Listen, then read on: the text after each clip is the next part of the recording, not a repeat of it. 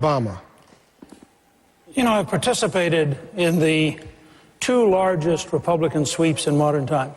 1980 in the Reagan campaign, and 1994 with the contract with America, which had the largest one-party increase in American history, 9 million extra votes. I believe that what we need this fall is a big choice election that goes to the heart of who we are. I'm running more than anything for my two grandchildren, Maggie and Robert. I'd like them to be able to look back 50 years from now and say that what we did, what we the American people did, the choice we made in 2012 to unleash the American people, to rebuild our country based on the core values, to pose for the American people a simple choice. Do you want freedom and independence and a paycheck and a job, or do you want dependence and big government and food stamps and a lack of future? And I believe if we have a big election with truly historic big choices, that we can defeat Barack Obama by a huge margin, but it won't be by running just as a Republican. It will be an American campaign open to every American who prefers a paycheck to food stamps, who prefers the Declaration of Independence to Saul Alinsky, and who prefers a strong national security to trying to appease our enemies. Senator,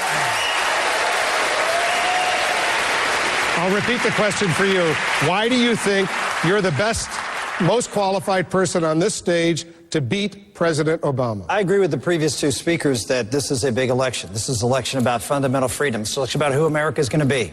We're a country that's going to be built great from the bottom up, as our founders intended, or from the top down. I just think I'm a lot better than the previous two speakers to be able to make that case to the American public. I'm not for a top-down government-run healthcare system.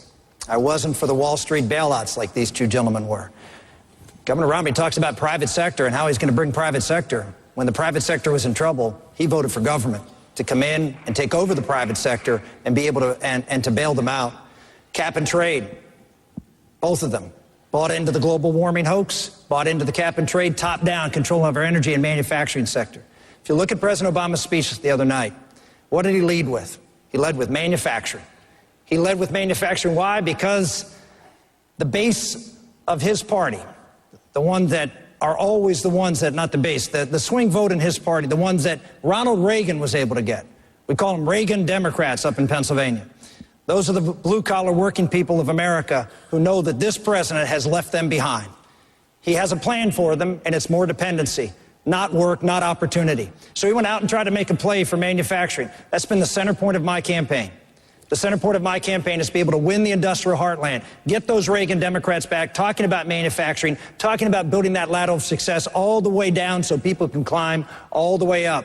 That's why I'm the best person to be able to go out and win the states that are necessary to win this presidency and govern with the mandate that Newt just talked about. Thank you, Senator, and thank you to the four presidential candidates. Also want to thank our partners in this debate, the Republican Party of Florida, the Hispanic Leadership Network. Thank you very much to them. We'd also like to thank our hosts here on the campus of the University of North Florida in Jacksonville. Be sure to join us Tuesday night. Our coverage begins 6 p.m. Eastern, live coverage of the Florida primary. Our coverage of America's Choice 2012 continues right now. And Wolf, thanks very much. Good evening, everyone. It is 10 p.m. here on the East Coast. For those of you just tuning in, welcome to a special edition of 360 Live from the University of North Florida in Jacksonville, where the four remaining Republican presidential candidates have just wrapped up their debate. Two of them, Newt Gingrich and Mitt Romney, traded verbal punches all night. Governor Romney has a new debate coach. Did it make a difference? You can decide for yourself in the hour ahead. The most key moment